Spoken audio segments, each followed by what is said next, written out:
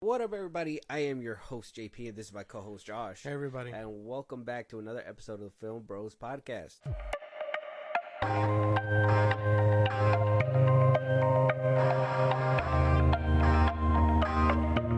So, Josh, word on the street is that apparently Marvel doesn't know where the street is. They don't know where the street level stuff is. They don't know where what position they're in.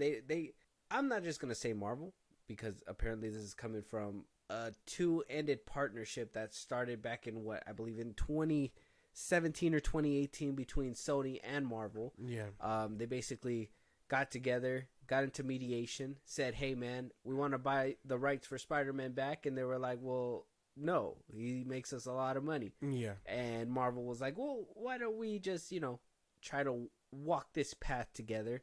Sony wanted an established universe. Marvel had the established universe, and they made it work for a little bit. And then we got into a rough patch, which was when Disney acquired 20th Century Fox. I believe there was a big spat on where Spider-Man 3 was gonna go.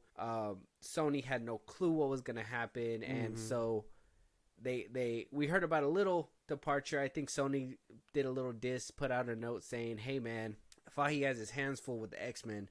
We'll revisit Spider-Man when we get to that point." Next thing you know, they made that $1 billion hit, No Way Home. Had Tobey Maguire, Andrew Garfield, some multiverse shenanigans. Yeah. Now we're in the next chapter. By the end of No Way Home, we started on the right foot, right? Spider-Man is street level. He is no longer Iron Man Jr. that people used to make fun of him. I think you did too. Yeah. At one point, were you one of those? Yeah. You're one of the Iron Man Jr. people? It was Iron Man Jr.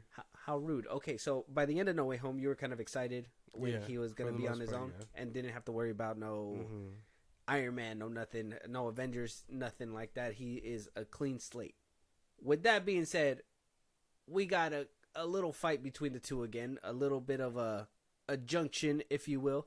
Apparently, Sony, according to Daniel RPK, a known scooper, somebody who's been right repeatedly, behind the scenes is saying that mommy and daddy are back at it again with the fighting, and they're trying to figure out where Spider-Man 4 is going to go. While Sony Pictures is reportedly considering on bringing Tobey Maguire and Andrew Garfield back for Spider-Man 4, kind of double down on the multiverse shenanigans, all that stuff. Kevin Feige wants the movie. Kevin Feige is the leader of obviously the MCU and all that.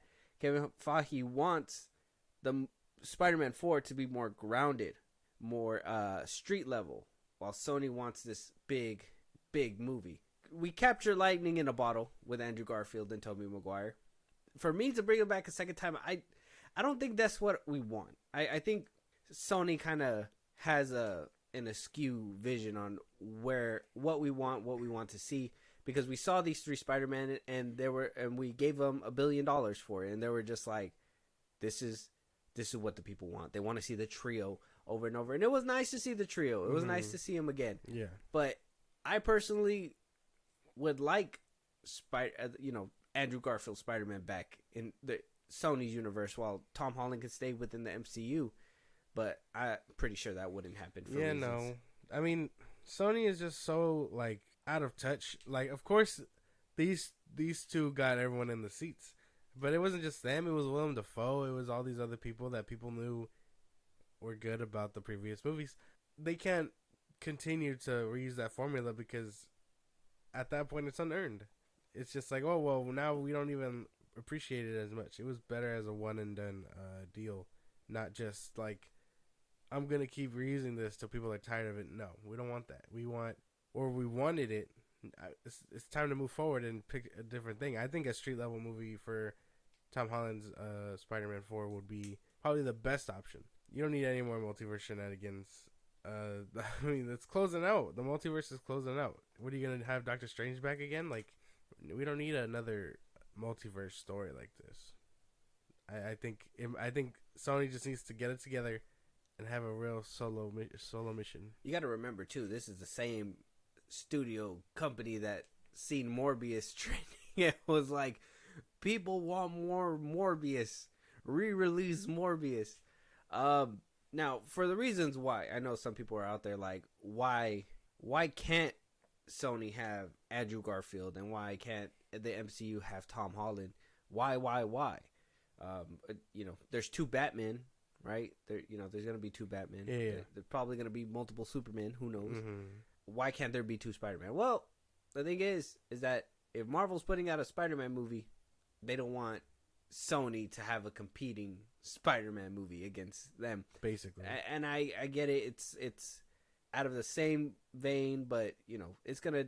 If they're like Andrew Garfield Spider-Man is better than Tom Holland Spider-Man, they're gonna have to bite off each other, and it's just gonna be a big thing that it's gonna turn. Yeah. It's gonna turn this private spat into a very public spat very quickly. You're gonna see Andrew Garfield doing this thing, showing the popularity go up over here, and then they're gonna try to bite that, and they're gonna steal. It's gonna do terrible things. Sounds dumb. It sounds very dumb that they'd even consider this an option, because they are the same people that put out Morbius because they were trolled.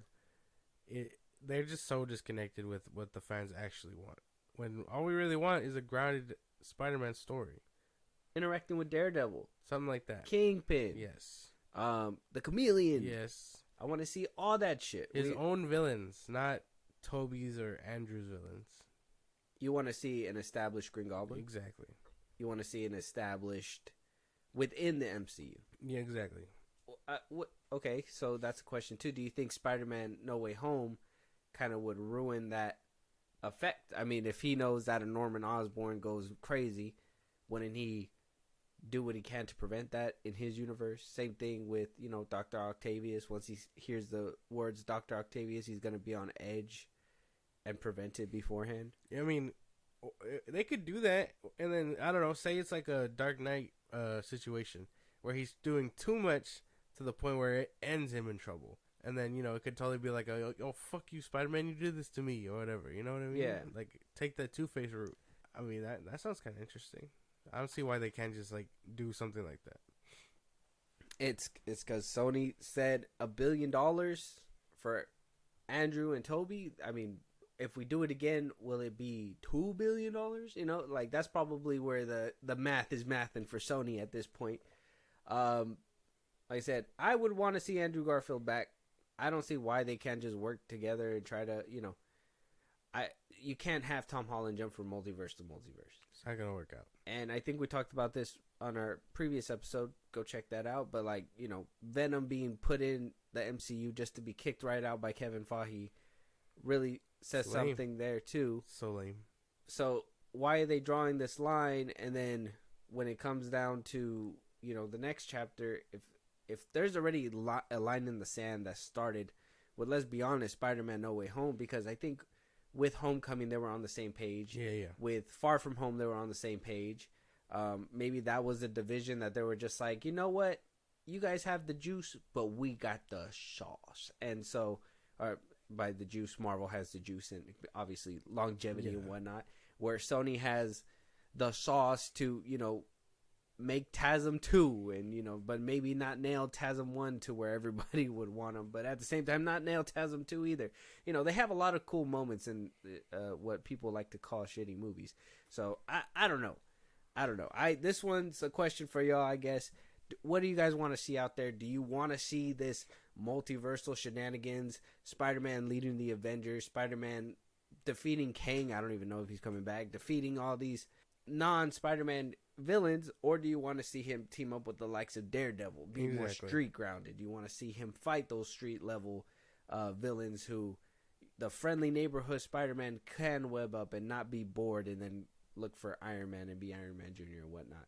Blah, blah, blah. All the things that you don't like. Basically. Just avoid that. Don't do John Watts again, and don't give us Iron Boy Jr. That's about it. That's fair. We'll see what happens with that, and we'll keep you guys updated. Moving on, though, DC Studios, James Gunn. Like I said, probably multiple Superman. Now, back in 2020, WB had given Bad Robot, J.J. Abrams' production company, $250 million just to go ahead and produce some DC content. Now, since that 250 has been wired to his account, he hasn't produced nothing for Warner Brothers. Not a DC project, not a regular project. Nothing at all. Bad Robot has been doing nothing. We had heard back in 2022 that they were going to, and this was around the time James Gunn was coming in and DC was trying to create hype for Black Adam, and they just didn't know their direction. They had announced that we were gonna get a Black Superman. Most notably, his name was Val-Zod, something like that. Val-Zod. That was J.J. Abrams' plan, is to make Val-Zod. Yeah, and to create basically the dark DC universe. Yeah, it was supposed to be that, and then Zatanna and all that. I remember that project. It was supposed to be in work. Yeah, so back in 2020, this was supposed to be created. In 2022, they were like, "Hey, man, you haven't created anything," and they were just like, "When is that going to happen?" He's like, "I'm on it." But then, right when James Gunn decided to take a hold, a lot of things went into limbo. I mean, we heard about Constantine 2 that just hasn't happened yet either. Yeah. So, $250 million to do nothing, but apparently James Gunn is confirming, the head of DC Studios, that he took to Threads and said that it is confirmed that it's still in active development, that we are going to get J.J. Abrams' Val-Zod Superman, and that there is, last that we heard back in 22, that Ta-Nehisi Coates was the writer attached to it. Have no plot details just yet, but apparently James Gunn does say that it's still going to happen. If that's the case, I thought we didn't want to Superman, I thought we didn't want to Batman, and I thought we were ending Superman and Lois and in favor for Superman Legacy. I don't know, what do you think? This fucking guy. He can make all these people, give them all these projects, but he can't give me my Superman. Insane. I'm not familiar with this character other than that he's on Earth 2, Earth 3, something like that. That's about it. And he's a Black Superman. I mean, that's the gist of my knowledge on the character. Where does he come from, though? Like, is it just a totally different family? Jor-El and them just didn't make it off the rock? Basically. Oh.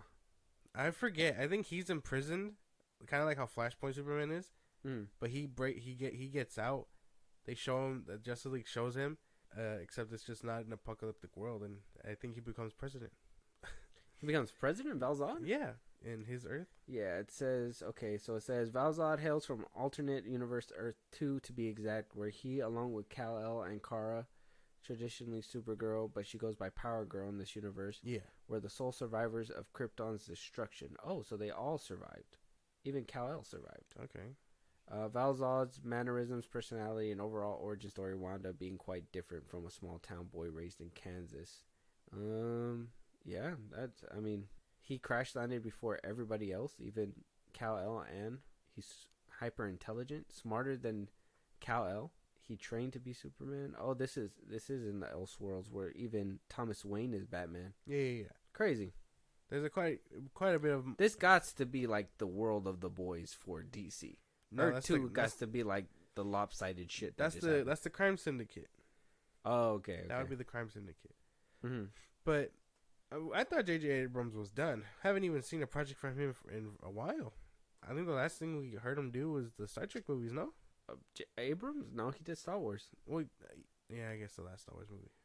Yeah, the last movie he's made after Star Wars, I think it was Star Wars back in 2019. I don't think he's made anything else since 2019. But that's why. How do you have a plot? How do you have a thing in development but no plot details?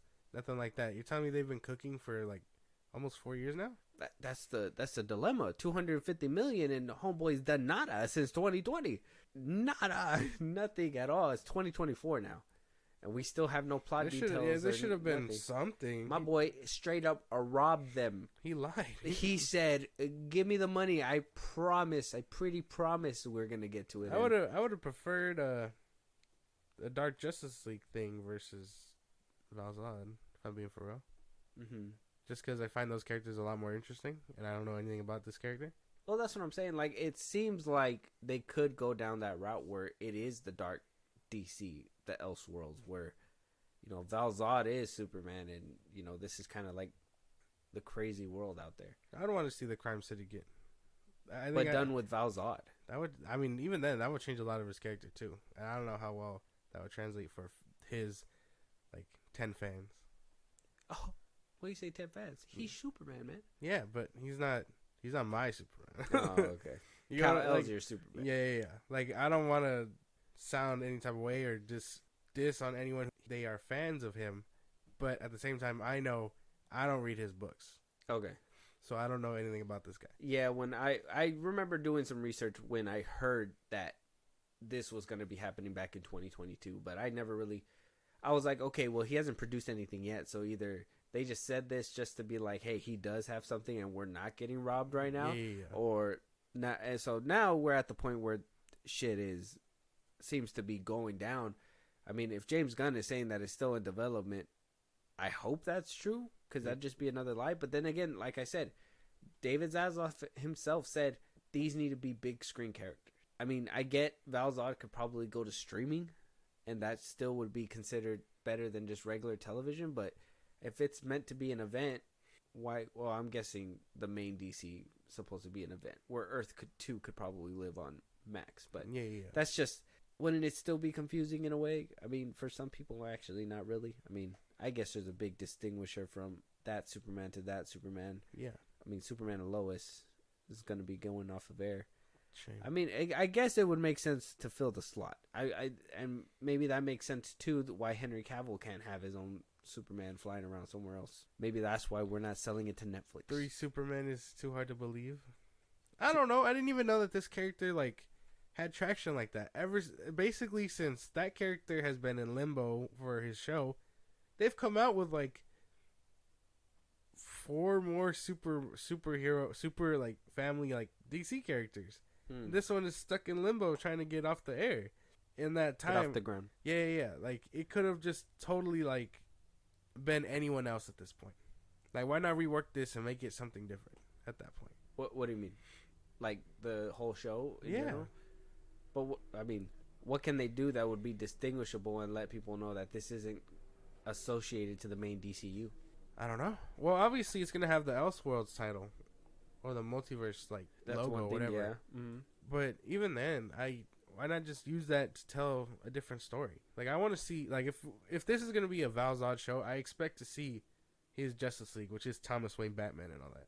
Which, in realistically speaking, it can happen in an Elseworld. It'll probably shine a light. I mean, what happened when James Gunn announced that, Woman of Tomorrow, that comic book, is basically what Supergirl is going to be based off? Like, that shit sold out. Mm-hmm. So who knows if when this comes off the ground, if it's like, oh yeah, this is going to be an Elseworlds on Max.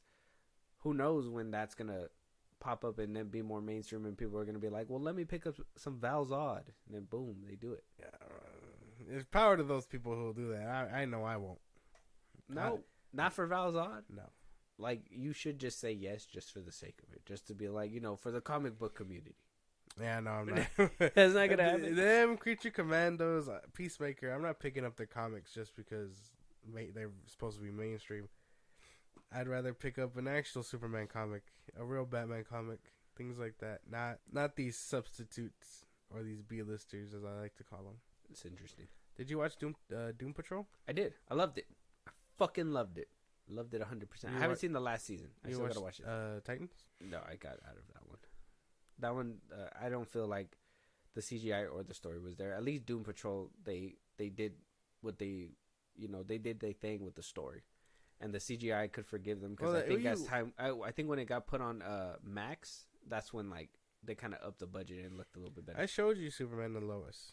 Or I showed you clips of it, and then I showed you the Flash, which had decent CGI at in the beginning. What would make you want to tune into this show, knowing that you need the CGI and the story for this?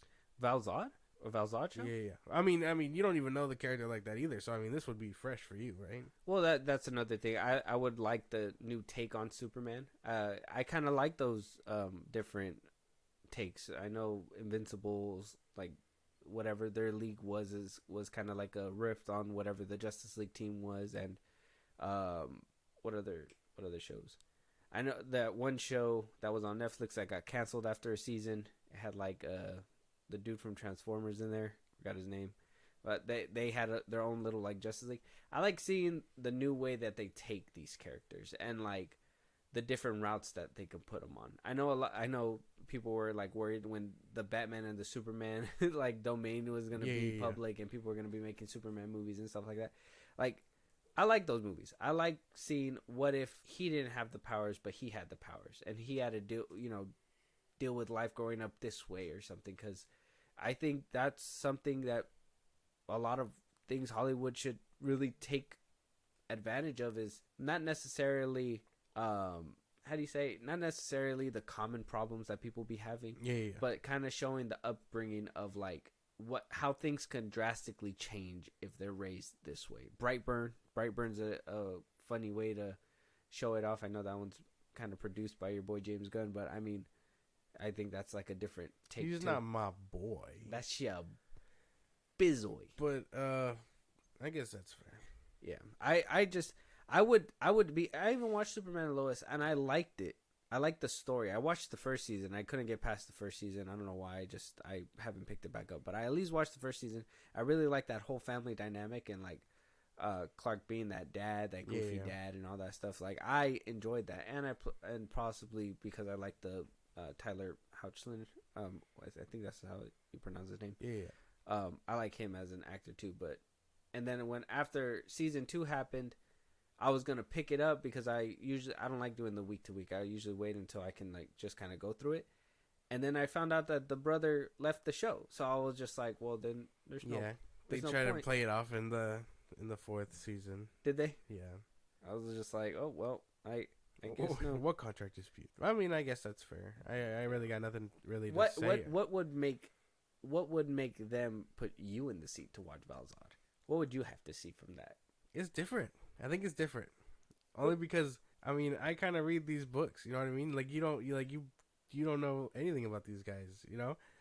So I think fresh eyes for you and fresh eyes for me are two different things, because if I don't care about them in the first place, I'm going to need to be promised something. Like, they're going to be really good. What would make them, like, okay, because I understand, like that whole comic accuracy, you know, like, this is who I read in the comic book. This is who I want to see within the show and stuff. Yeah. But, you know, as a person that likes to watch entertainment and content, what would they have to put in there? I mean, you don't even read him anyway, so that means that he's a fresh slate. Wouldn't that make you be a little bit more inclined to be like, okay, let me see what they got? At least the first episode or so. Kind of, but I know these shows change. They changed a lot of things. The Flash changed everybody drastically. Superman and Lois changed everything drastically. Gave Superman 2 kids instead of 1. You know what I mean? Mm-hmm. So I'm sure they'll put their own spin on it. But I think it has to be actor and, I mean, I guess CGI for me too. Can't have any of these shows be as bad as like The Flash anymore. I know a lot of people were like rooting that Superman and Lois doomsday fight. They were like, that shit was ass. That shit looks better than the one in the movie. That shit was like, ass. Oh, bro, that's crazy. My God. People were insane for that one. But let us know if you guys would see a show with Val-Zod, or are your eyes completely tainted from what you guys have seen before. I don't know. That I think this kind of speaks to that whole comic accuracy, and I understand, like, I know that you're into comic books more. I'm more of that film enthusiast and, you know, entertainment and all that stuff. So I don't like to think that what they're going to take from, because kind of like I told you, and I started watching Percy Jackson, right? And I've read the books. Yeah. They changed things already. And I understand that the writer Rick Riordan, he was on it to basically write the script, but he changed things for TV purposes. Yeah. You can't do the same thing in the book that you can do on TV, mm-hmm. or in a movie, or in a TV, or in a Max series, or whatever the hell. And that's a good example because, like I told you, I haven't read those books in forever, and I don't remember them like that. So, like, everything is new to me. Yeah. And so, like, for you, you're probably just like, wait, that's different, or this is different, or this is...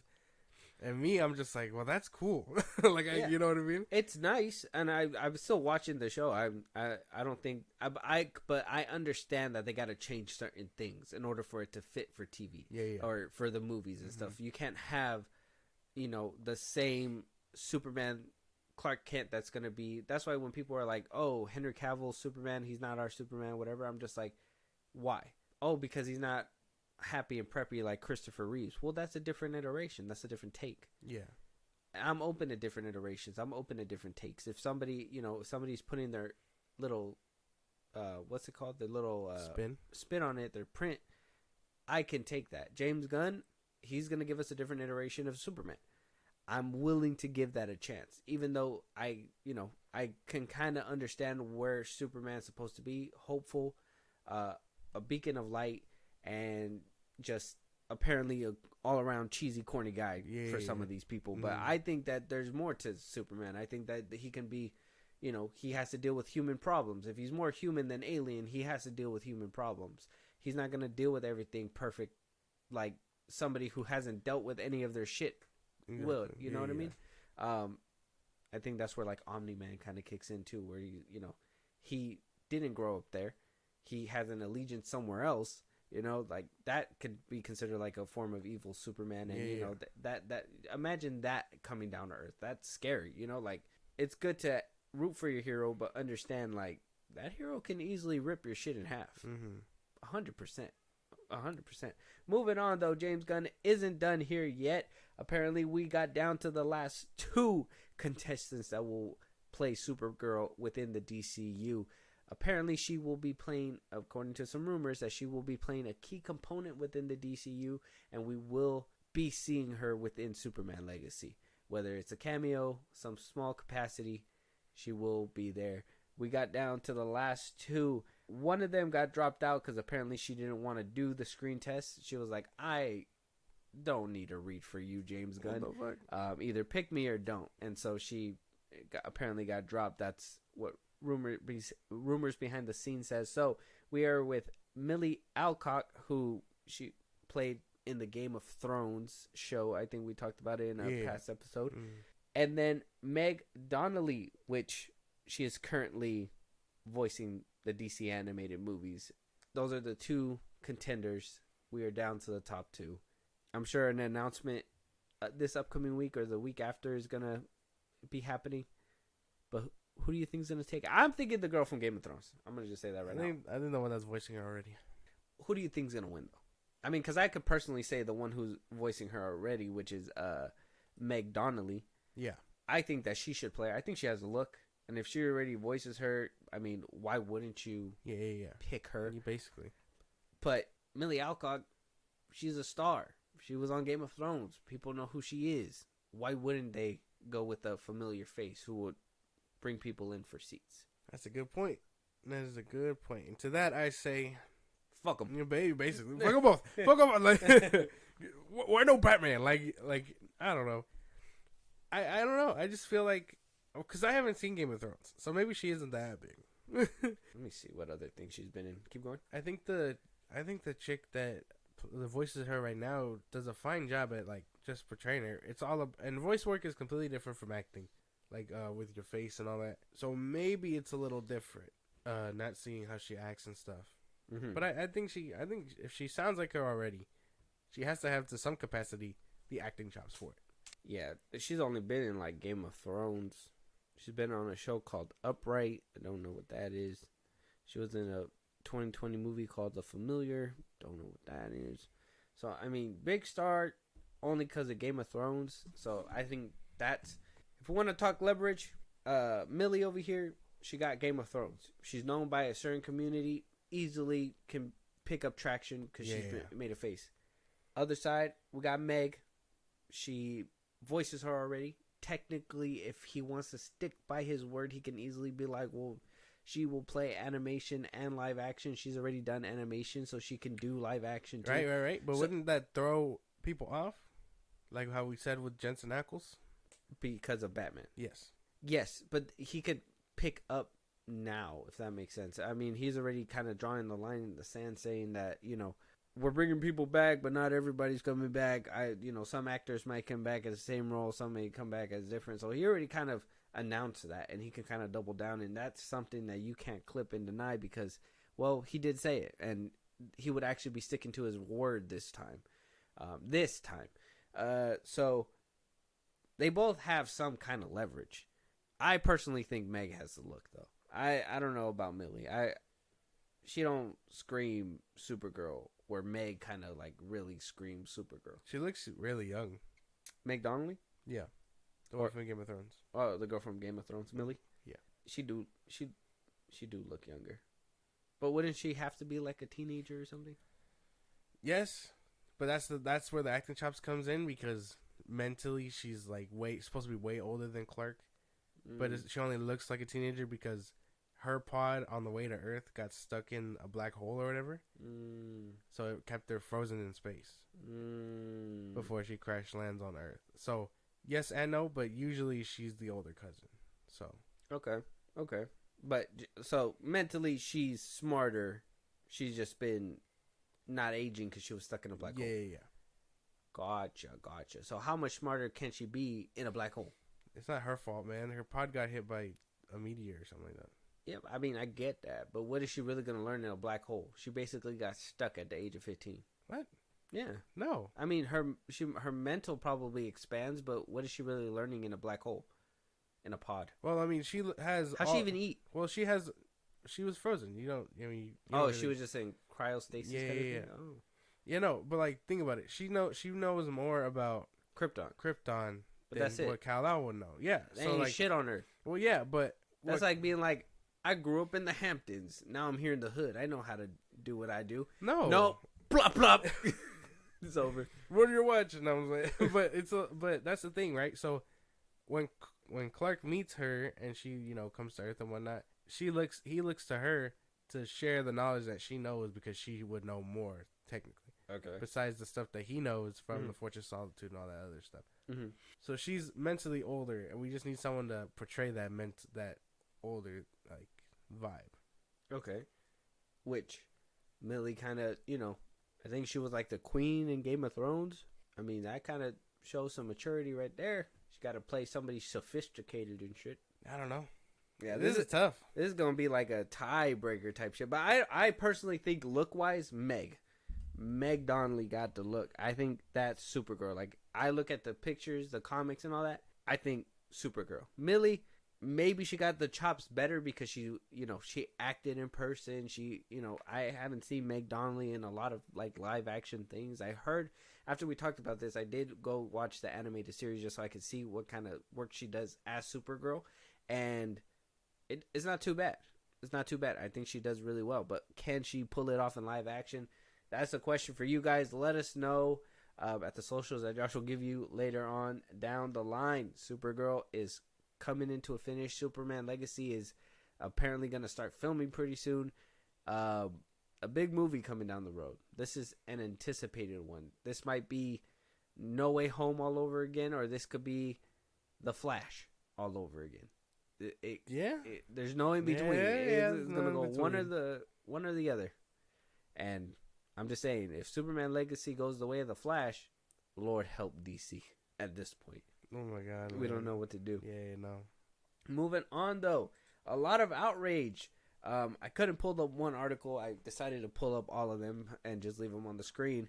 So, a big upset and a big uproar has happened over the week. The Oscar noms were announced, and a nomination in particular really got people riled up. Yeah. Now, Barbie was nominated, and a couple of the actors were nominated, and the only two that were nominated within the movie were America Ferrera. She was one of the girls that was nominated for an Oscar. Yeah. And then we also got, what was his name? Ryan Gosling as Ken. Mm-hmm.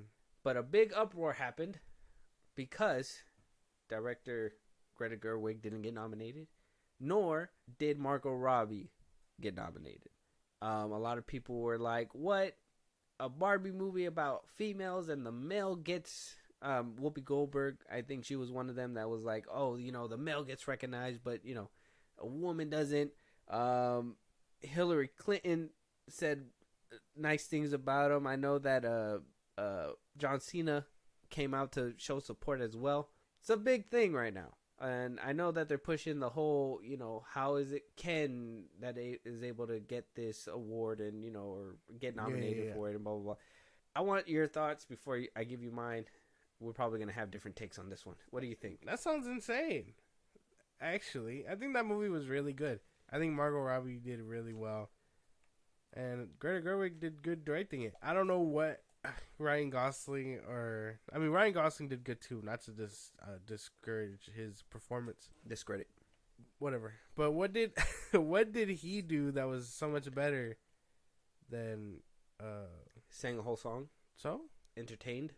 So the whole rest of the movie wasn't entertaining. Had a whole arc.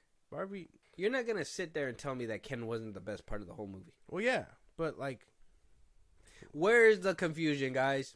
Where's the confusion? The confusion oh my God, Margot Robbie didn't get an award. She didn't make the movie. Yes, she did. The Barbie brand did. Margot Robbie doesn't have those kind of acting chops. She does good. She does good with the basic stuff. It's nice. She was funny within the movie every once in a while, but I remember Ken being the stand-up guy. Simu Liu being the person that was in there. What's his name? The dude from Scott Pilgrim. Hilarious for the little bit of time that was in there. That's insane. You know who else? Michael Cera. Yeah, Michael Cera. You know who else was hilarious? The fucking ugly Barbie. And she was on SNL. I think they all overshadowed Margot Robbie. And I think Greta Gerwig has some complacency to that because she allowed it to happen. She should have got more out of the lead actress, which was very basic, I would say. This movie did not go big because of Margot Robbie or anything like that. It got big because of Ken. Are you Ken enough? The beach off, the fucking all that shit. Ken got so popular apparently that they're even putting out more lines of Ken now. I understand that they kind of kept them simple before because of the fact that it was more of a Barbie brand. They wanted to show that off, but Ken's becoming more of a thing. They're giving them more stuff too. I don't understand where the confusion is. I understand that people are like, Margot Robbie should have got this. How can a movie about the patriarchy not win awards for women and blah, blah, blah, blah. It's because you guys weren't the stars. You didn't break out anything in this movie. You played a Barbie who had a crisis, and that was it.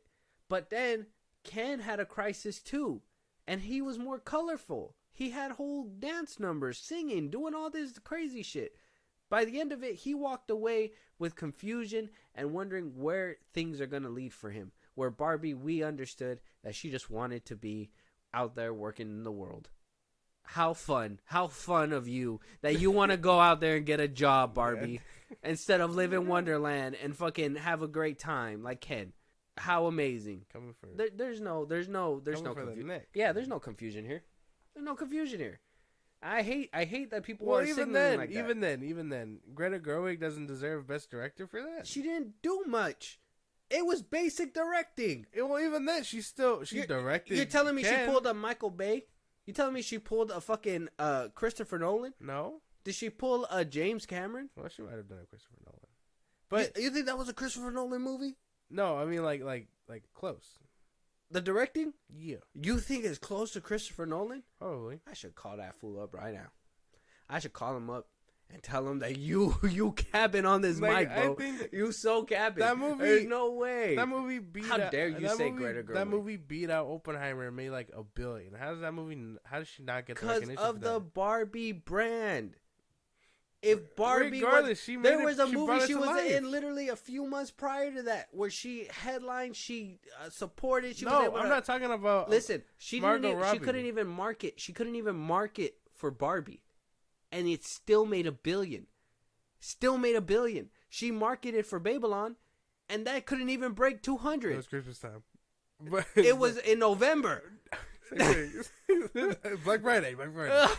Oh no! But like, regardless of Margot Robbie, I think Greta Gerwig probably deserved a nomination. Okay, you're saying Greta, but she did nothing with the camera that made you be like, "Oh my god!" If anything, we had a 2D one where she was driving a car, and they were and it was in the trailer, and it wasn't nothing crazy. You didn't see anything crazy out of that movie.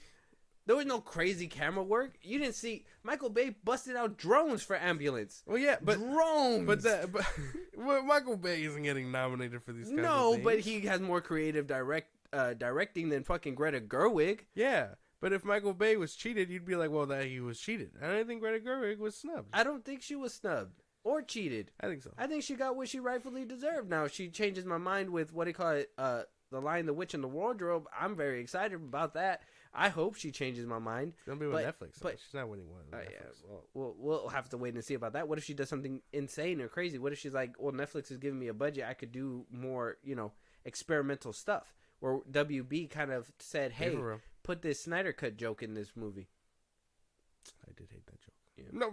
So, like I said, I mean, y'all can come at me if I'm wrong, but there's not one thing that you can tell me from Barbie that Margot Robbie did that you were like, oh yeah, that's crazy. Nor Greta Gerwig's directing, but you can tell me right now that American Ferrera, she basically went through a whole arc within her movie. She went from this controlling mom who just wanted to spend time with her daughter and actually had that resolution with her daughter in the movie, and then Ken had his arc where he doesn't need Barbie to be Ken, and Barbie doesn't need Ken to be Barbie, so she went to go get a job, and that was it. So what like, come on, man, there's no way. There's no way. I can understand you could sympathize for it, but you cannot say that they did scene. I mean, not even that scene where the camera's focusing on Margaret and she's like tearing up and all that, or she's on the bus station or bus stop. That whole scene. Who? And Barbie. Margot Robbie? Yeah. She was crying on the bus stop? She's like watching the families and all that go by and stuff, and she's like having a moment to herself, and then she like starts to tear up, and then the old lady's like, why you look so good, or whatever the fuck she says. Yeah, but that was whatever. What? That was good acting from well, I'm not saying Robbie. I wasn't saying it wasn't bad. I wasn't saying it was bad acting. I'm saying her arc in the movie wasn't exciting. Nothing was too crazy. I understand that she probably acted in the movie. I'm not saying that her acting was bad. I'm just saying that she didn't. But I'm saying that she didn't do anything in the movie really. Like she. Okay, you get awards by crying, but why did you cry? Why did you cry? Ken had this whole musical number. Ken was able to dance, get his point across, and have this spat not only with his self, but with the other male Kens. And there was this whole side war that was happening that I was low-key a little bit more interested in because they looked like they were having fun. Barbie didn't look like she was having fun. She was going through some shit, bro. And some shit that people, let's be honest, didn't really care about. How are you going to tell me to feel sorry for her that she went from this nice, cozy land and she had like some kind of crisis and now she wants to have a job? That's not exciting. That's not exciting. That's not exciting. And then Greta Gerwig, her directing, don't get me wrong, it was fun in some scenes. Barbie Land was cool, all that stuff. But that was all props and sets. She just displayed it on a camera. She didn't really do anything crazy. There was no one-shot scene. There wasn't nothing. No, not this cool angle where like you can see the tears and, kind of what we just did our review for Jake Johnson's movie where we're talking about like how the camera kind of pans or whatever. Though it was very not basic, but like very weird for us to see. At least you could tell like he tried to do something within that movie. Greta Gerwig didn't do anything besides the basic necessities. Interesting. I don't know, man. Yeah. Come at me, bro. Did Oppenheimer get any awards?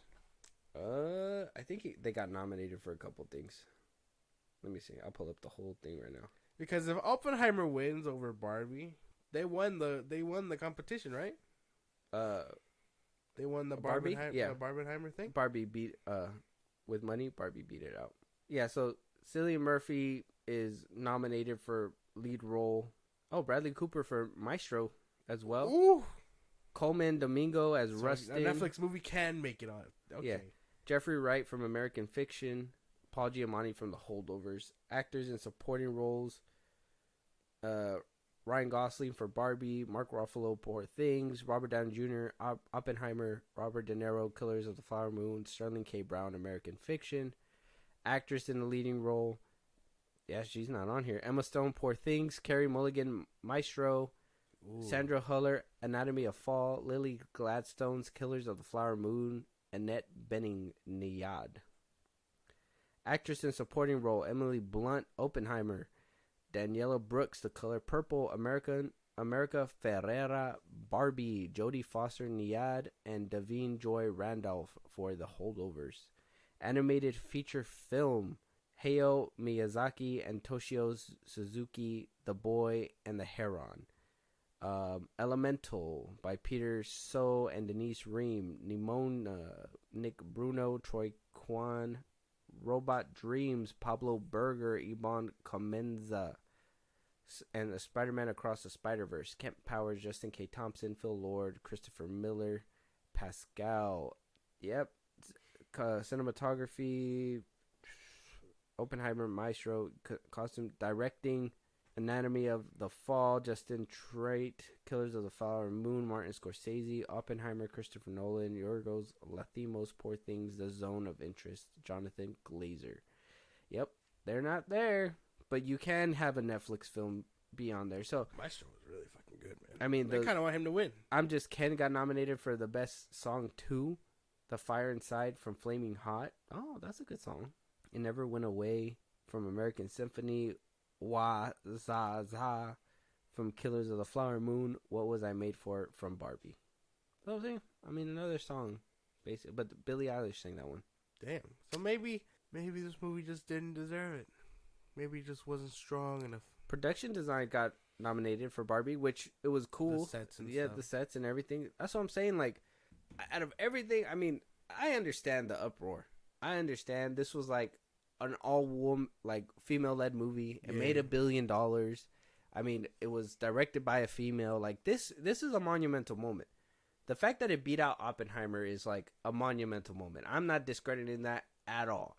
I think Barbie should honestly be getting different kind of awards. But if we're talking about film, I mean, Barbie didn't even make your top 10 for 23. It wasn't that good. Uh-huh. That's what I'm saying. It wasn't that good, but I could tell you the highlights of the movie. The highlights of the movie was Ken, Ryan Gosling, Simu Liu, all that stuff. Yeah. Why were they the better parts of the movie? I don't know. You tell me, but I don't know. I understand what you're saying, and probably I went on a tangent with all this stuff, but like you could still have your opinion, but you at least see what I'm. I see what you're saying. I can simply disagree. Like I think Greta Gerwig probably got snubbed, which is fine because Maestro's up there. So I'm that movie's really fucking good, dude. Like I argue better than Barbie, man. 10 times better than Barbie. That's a good ass movie. But we think that she deserved a fucking nomination. Not over Bradley Cooper. I'm sorry. See, so I mean, if we took away something from the equation, she'd totally be there. But we don't need to do that. But let us know what you guys think. Are you guys upset that she got snubbed? Are we excited about it? Or, do you think Ken was the best part of the movie? Do you think Margot Robbie was and she should have been nominated? Let us know. Daredevil, Born Again, all Daredevil fans, you guys were eating good this week. We got multiple confirmed castings. John Berthal coming back as Frank Castle. We've already talked about that. We know that's happening. Vincent D'Onofrio as Kingpin, Charlie Cox as Daredevil. He is no longer going to be the cameo queen. He is going to be the fucking main course for a whole 13 episodes. Not 18 anymore, 13. We also got Deborah Ann Dahl as Karen coming back, Eldon Henson as Foggy, and Wilson Bethel as Bullseye. And I, for one, just got to go.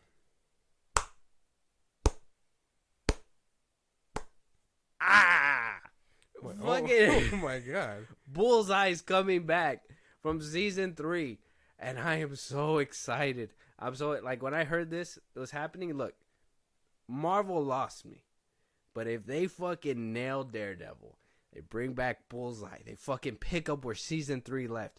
My god, Kevin Feige, I will go through great lengths to find you just to give you the best one. The best one. Oh my god. Yeah. No. We gotta have standards. I give him a little kiss on his bald head, that's about it. Good job. Put the cap back on. Yeah.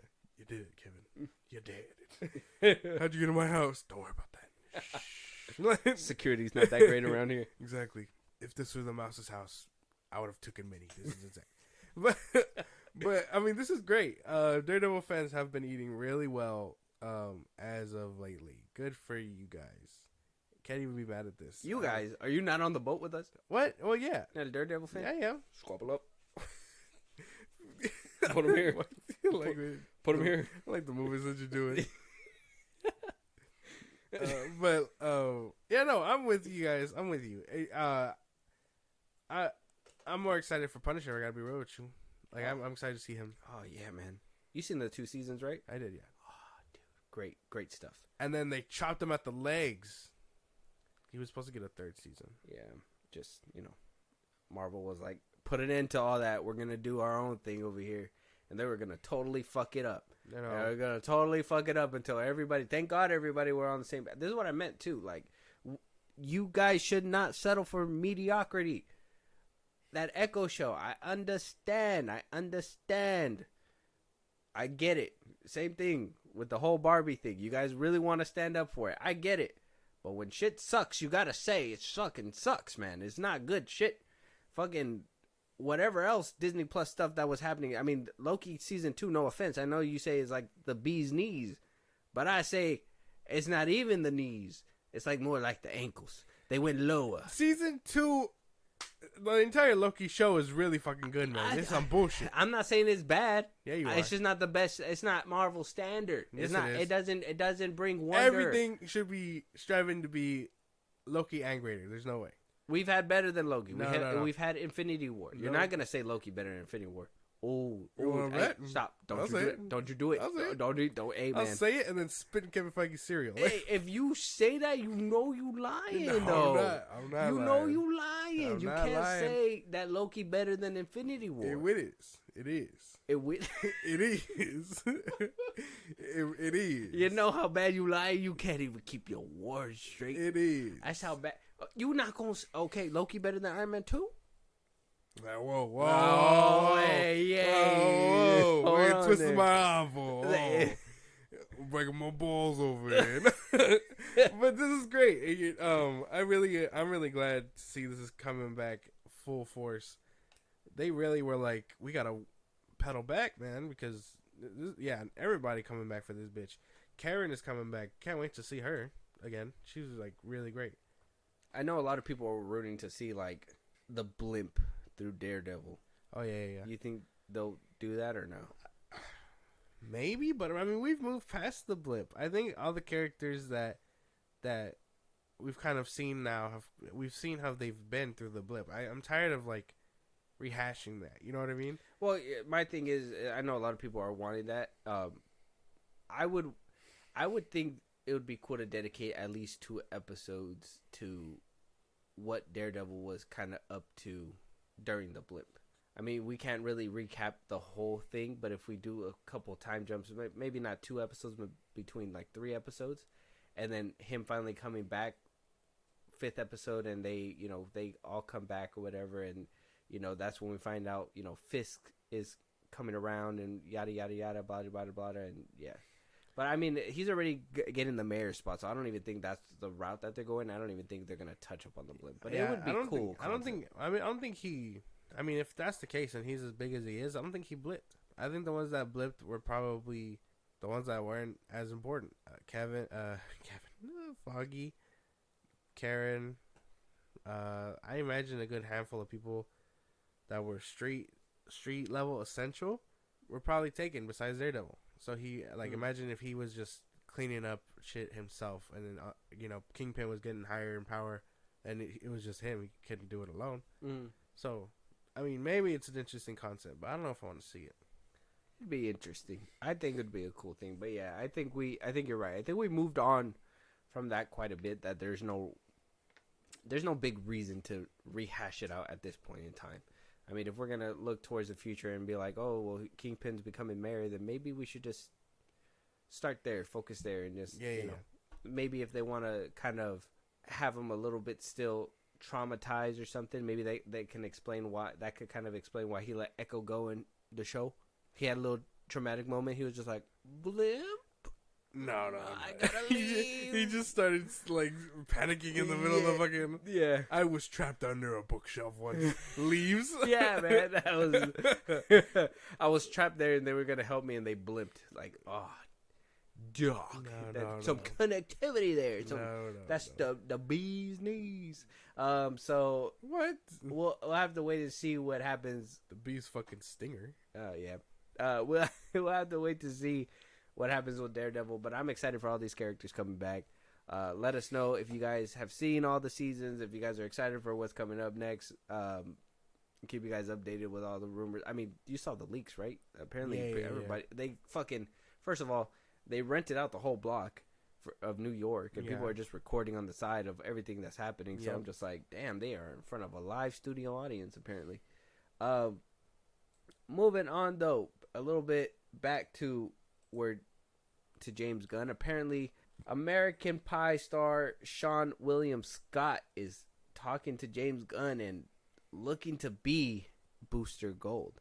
Now, that's him. The last time I seen him, he was in Lethal Weapon, the TV show, before it was canceled. He was in season 3 after the whole fiasco happened behind the scenes on that set. But he was in season 3, and then they wound up canceling it. But a lot of people might know Sean William Scott from the American Pie series. I don't know if you ever really seen him. You don't know who Sean William Scott is? I don't think so, no. You've never seen this man before? You've seen The Rundown with Dwayne Johnson? Hold on, man. Hold on. Oh, yeah, The Rundown. Yeah. I know him from that. Oh, yeah. He was in the Final Destination movie?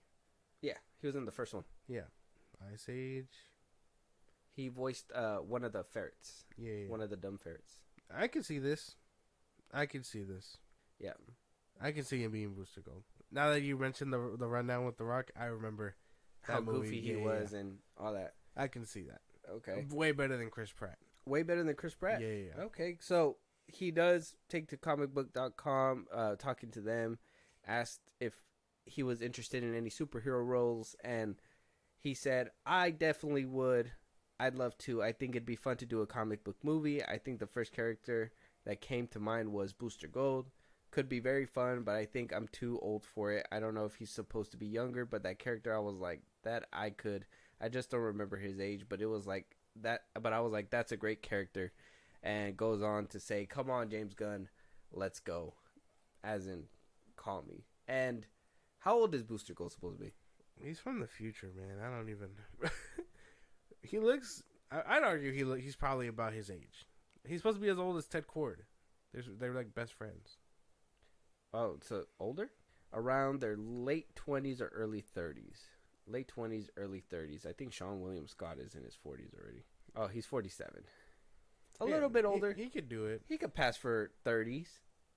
Yeah. And even then, like, why does that matter so much? James Gunn is getting his friend who's probably like 50 playing Green Lantern, so. Nathan Fillion? Yeah. I don't think he's 50. He's probably like 40 something. Nathan Fillion. Let me see. I got you. He is 52, yeah. Damn. What? I told you. I know. He looks 50. He is not aged well, this man. I could see him as Booster Gold. I don't see why not. Him or, I mean, if he was still acting, what's his name? From that supermarket movie. What's it called? Supermarket movie? The one where he's beating the guy. He's in a competition with the guy to like get a car or whatever. Oh, the comedian. Damn, what's his name? Yeah, I can't remember the. He was like in a big scandal. He's not in movies anymore, man. Oh, Dane Cook. His name is Dane Jeffrey Cook. Dane Cook. That's his name. He was in Good Luck Chuck, Employee of the Month. Yeah, this guy. Him? Yeah. If he was still acting, I could have seen it. Dane Cook. That's his name. He's 51. Yeah. He could probably be on par with him. I would say Sean William Scott. I think he has the charisma. And he could get ripped. He can get pretty, like, stocky. I don't know if you've seen him in Lethal Weapon, or you probably didn't. He was in the last season. He was pretty fit and in shape. And I was like, okay. I mean, it sucks that he kind of got blackballed for whatever happened with him. But hopefully he can make a comeback like that. That'd be cool. Yeah. In the DC movie, James Gunn, make it happen. I know. You're all about second chances. Oh. So, why not? Oh, wow. He brought it up. Moving on, though. Mathew Vaughn giving us updates for not only his third Kingsmen movie, but also a new Kick-Ass movie. Apparently being dubbed as Kick-Ass 3, but we don't know just yet. But starting first with Kingsman 3. Mathew Vaughn basically says that Kingsman 3 is on his to-do list. He basically has the finishing done. He knows where it's going to end, and he has the beginning done. It's everything in between that he needs to work on, he says. So apparently they know where they want the movie to end and where they want it to begin, but just not the in between. Saying that the storytelling is amazing, but once it's finalized, that he'll be working on another anticipated sequel. Now we know that he's coming off of Argyle right now. Yeah. With Henry Cavill, Dua Lipa, Justin Hammer from Iron Man. So we're gonna see one of his movies coming up, and hearing that Kingsman 3 is on his to-do list next. What do you think about that? I can't wait to see what he has in store for the third Kingsman movie. I've been waiting forever for this fucking movie. I really like the first one. I wish I could say I saw the second one. I still have to see it, but I know it's a banger. Circle? No, I know it's a banger. I just haven't seen it yet. Luke Skywalker's in there. Word? Mark Hamill? Yeah, word.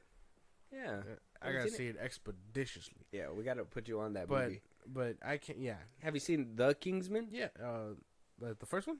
No, like the spinoff. No. Oh, that one's a good one too. It's supposed to be like a prequel on how everything started. Mm-hmm. It's pretty good. Okay. Well, see, I still got a bunch to see through, but we're making it through the Planet of the Apes movies, guys. Just a little update on that. We're making it through cinema. But I just can't wait to see Argyle too. Okay. Yeah, me too. I can't wait to see that as well. Kingsman 3. It's been a long time. I think the lead actor who plays Eggsy has been coming out. What's his name? Taron Egerton. That he's been coming out saying that he's been waiting for the script, wanting to get there already. I, for one, have been waiting on it for the longest time, so I'm expecting this to come out pretty soon. But before we get to the kick-ass news, I just want to ask real quick. We are getting through the Planet of the Apes movies. We're probably going to give out reviews one of these days. How are you liking the story so far for somebody who, is their first time watching it? I think it's really good. I think the first one was really good, and the second one was just so much better. I hope the third one is like the perfect ending. Otherwise, it all kind of tumbles for me. But the first two movies are really solid. I can't even complain. Like, they're really good. I wonder why. Like, I'm pretty sure there's a reason why, but I feel like the guy in the second one was supposed to be like James Franco's character. No. Just somebody completely different. Really? Yeah. Like, they didn't, like, write him in or anything like that? Because it felt like there was supposed to be that connection of, like, oh, I've known this guy before, whatever. And then, like, that's why the house was, like, symbolism, too. But they just couldn't get him back, so they were like, fuck it. I think it was around the time he was going through his problems and whatnot. So, yeah, see? It had to be something like that, probably. And then for them to just have been like, oh, the simian flu kind of got him. So it's kind of like, oh, damn. So for sure we're not going to see him. That's insane. The simian flu is something insane, too, because I'm like, damn, discrimination. Half the population went down just like that. But I'm glad you're interested. We're going to get around to that last one pretty soon. But Kick-Ass 3 being rebooted, written, new trilogy. Who knows? Mathew Vaughn gave a very cryptic response when asked about Kick-Ass in general. So when speaking to Collider, apparently Vaughn confirmed that a Kick-Ass 3 script was happening. He says, we are halfway through it. It's very, very, dare I say it, and it's going to be cliche coming out of this head of mine. It's a very, very meta universe. It is what Kick-Ass was reinventing and creating an R-rated superhero, and no one was really doing it. This is taking the whole concept to a worthy, not even a sequel, because I think it's just a whole new way of doing Kick-Ass, which couldn't be more Kick-Ass. He goes on to say about a trilogy of Kick-Ass movies, saying that the trilogy will be School Fight, this movie, let's call it Vram for the time being, and then Kick-Ass, and they're all connected. Got a little rebuttal back saying are they planning to do these movies back to back? Are they gonna do them separately, one at a time? Greenlit, green light. Does this one do a lot of money? Green light. Does this one do a lot of money?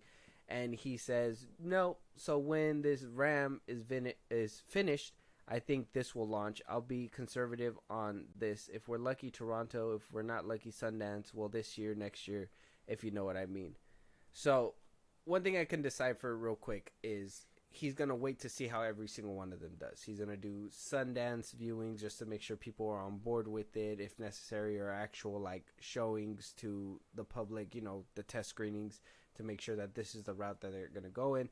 Once it gets positive and, you know, the green light for the money and all that stuff, that, you know, he'll work on the next one and so on and so forth. Hopefully this doesn't turn out to be a Kick-Ass or a Kingsman thing where, you know, you go to a spinoff and you go somewhere else. Yeah. He does say Kick-Ass is going to be a third-parter. It's going to be Kick-Ass 3, but it's going to be part of a trilogy of 2 other movies that are unrelated to Kick-Ass.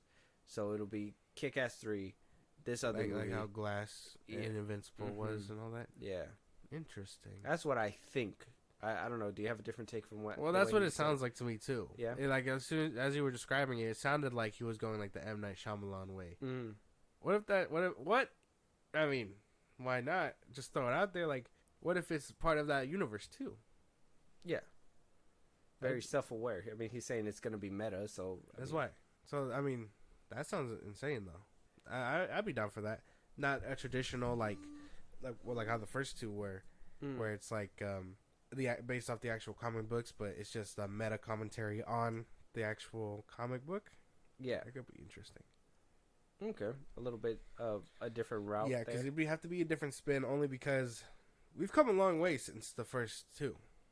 Yeah, like and I don't think he's gonna get that, and I don't think he'll be able to get Aaron Taylor Johnson or whatever her name is. Yeah, the other girl.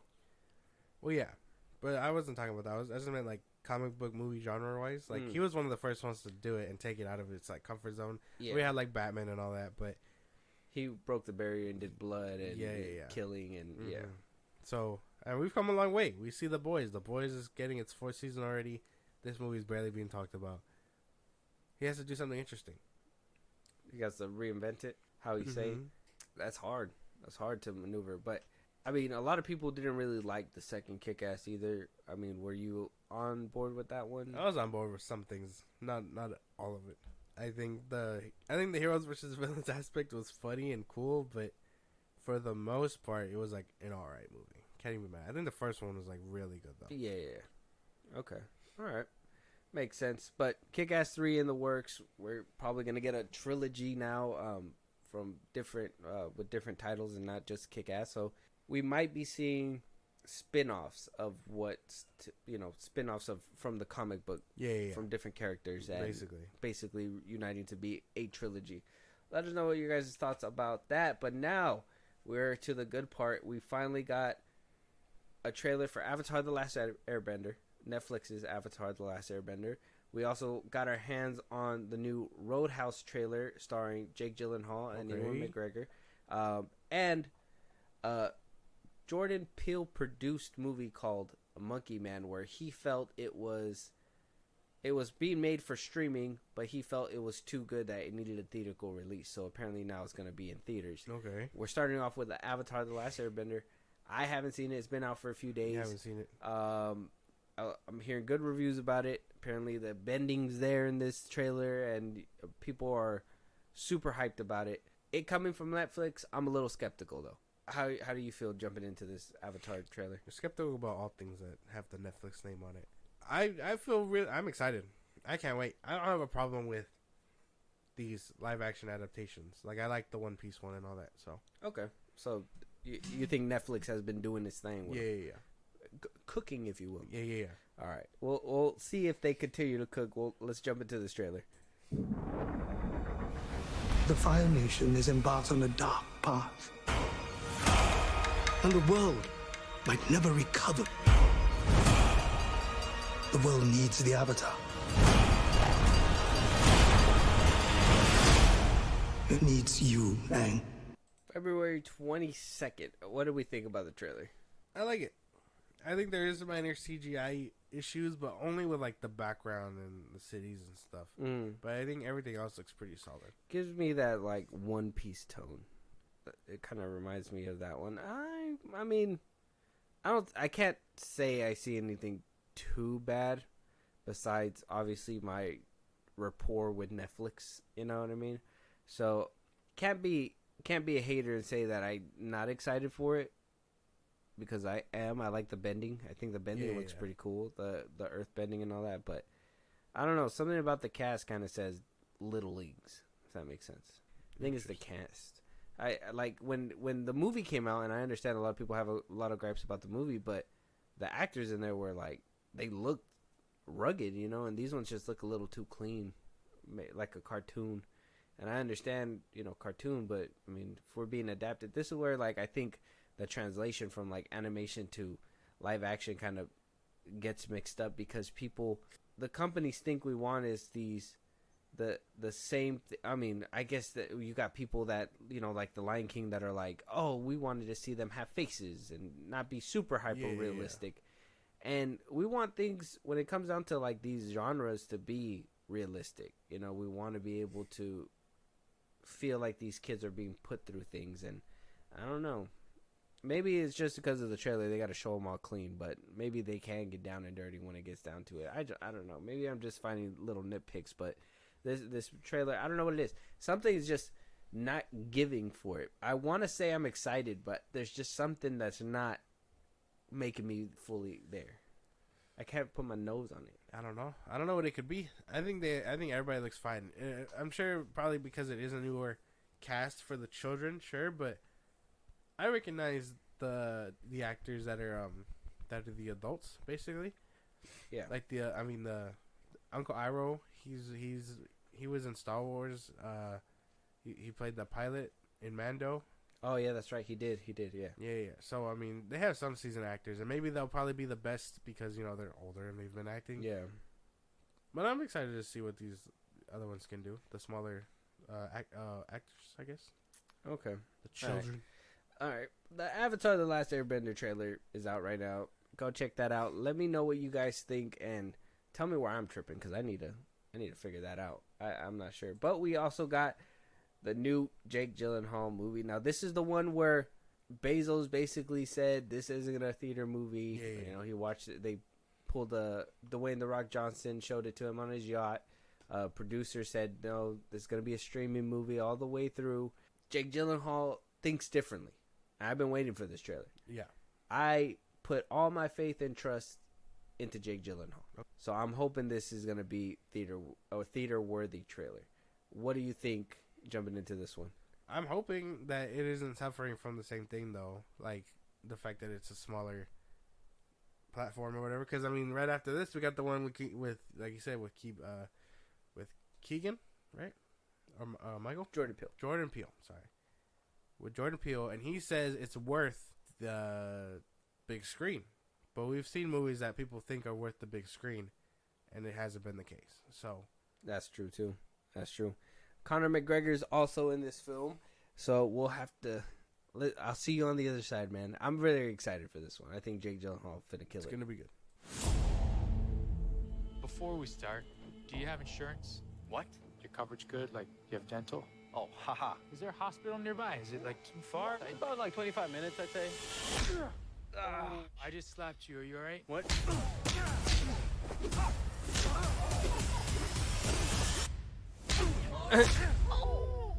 So you like to fight? You ever win? No one ever wins a fight. I'm into it. That one looks fun. Yeah, I'm into that. Who's that? Who's the villain, man? I can't put my name on him, but I like him as an actor. What's his name? Let me see. What are your thoughts? What do you think? I think it looks really good. I see the CGI problem. That little explosion didn't really help the case, but I'm into this.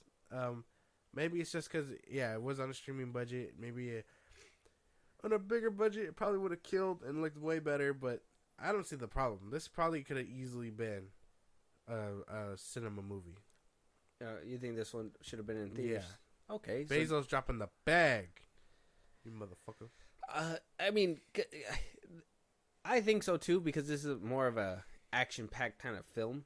I know when they took the risk and they were like, okay, we're going to put that one with Chris Pratt in there. It didn't really pay off because, we were like, I mean, it was cool. It looked nice, but we knew we were going to get it in a couple weeks. Yeah. Same thing with Air.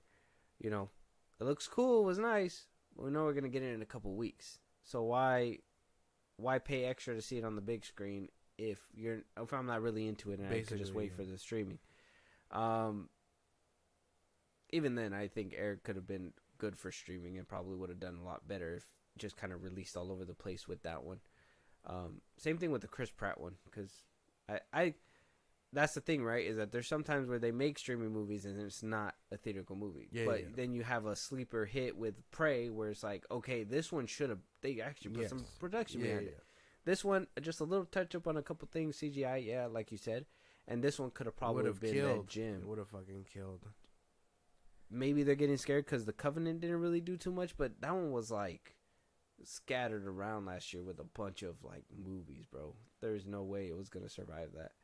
I don't know. I'm into this movie though. I can't even be mad at that. I'm excited for it. Jake Gyllenhaal cooking. If it's on Prime, March 21st, I'm there. I'm watching it. Yep. I'm watching it. Yep. Conor McGregor in there, bro.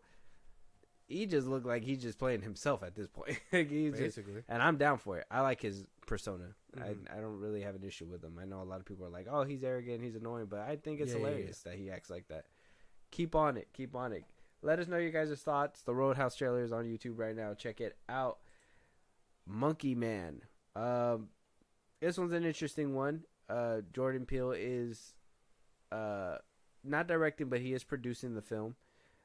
Dev Patel, he was in Slumdog Millionaire. He's going to be the star of this movie. Can't seem to find a director for it, but let me see right here. Oh, Dev Patel will also be directing this movie. Crazy. It will be his directorial debut, and it's going to be an action flick. So, Monkey Man. All right. I mean, Jordan Peele being attached to it. I mean, if he's vouching for it, saying this one's theater material, we'll see what happens. For sure.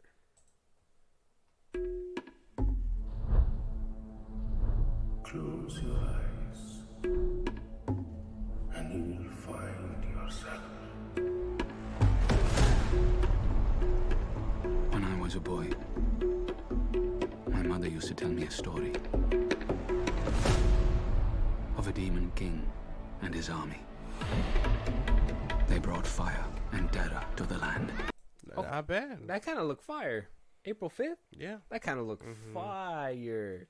I'm down for that one. Yeah, can't even bet that. That looked really good. Ugh. So many good movies.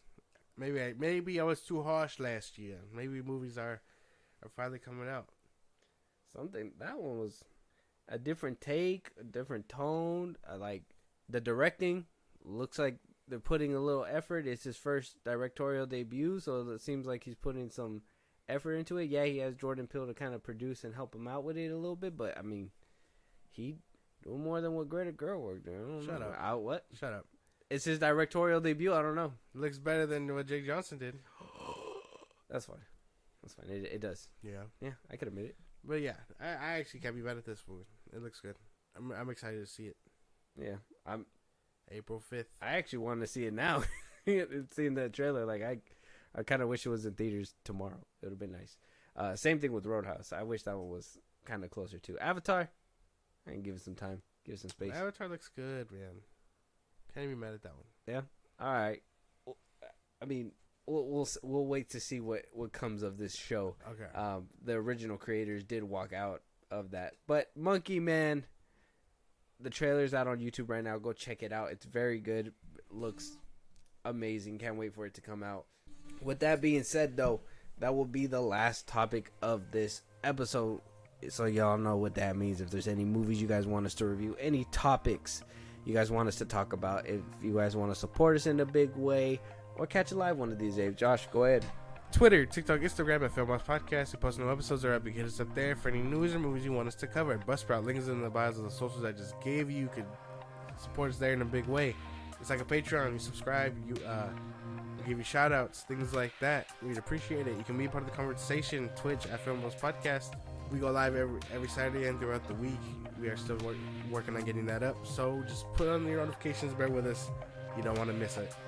You can listen to us anywhere you get a podcast at FilmBros Podcast, Spotify, YouTube Music, Apple Podcasts, things like that. We're on a bunch of sites. And then when it's all said and done, subscribe to our YouTube at FilmBros Podcast. And with that being said, we will talk to you guys on the next one. Talk to you guys later.